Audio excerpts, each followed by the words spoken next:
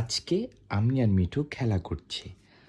মিঠুর ঠোঁটটা একটু সাদা সাদা হয়ে গিয়েছিল, আমি ওর ঠোঁটের মধ্যে একটু বেসলিন লাগিয়ে দিয়েছি যাতে ও একটু সুন্দর করে থাকতে পারে, কারণ শীতের দিনে ঠোঁটেরটা একটু শুষ্ক হয়ে যায়। এটা মানুষের ক্ষেত্রেও সেম, এটা মানে যে কোনো প্রাণী বা যে কোনো জীবজন্তুর ক্ষেত্রেও সেম।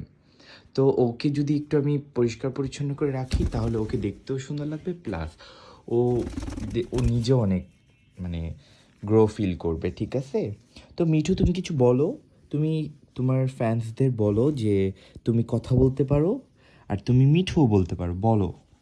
হ্যাঁ বলো, কিছু কিছু বলবে না? মিঠু বলো, মিঠু মিঠু মিঠু। গাইস, ও এখন কথা বলবে না, কারণ ও এখন অনেক দিন পরে ছাড়া পাইছে, তো এজন্য একটু দুষ্টামি করতেছে। কারণ ওকে আমি টাইম পাই না, আমার কাজ থাকে। সো ওকে নিয়ে একটু যে ঘুরতে বেরোবো ওই টাইমটা আমি এখনও পাই না, মানে পাই না একদম।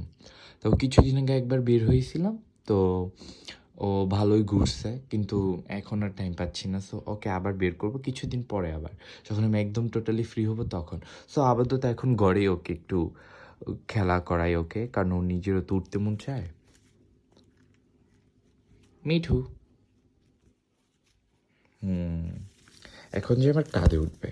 হ্যাঁ দেখছেন গাইস, এখন আমার কাঁধে কাঁধে উঠছে। কিছু বলো, কিছু বলো। আল্লাহ হাফেজ। মিঠুর সাথে নেক্সট ভিডিও আপনাদেরকে পরে একটা সময় দিব।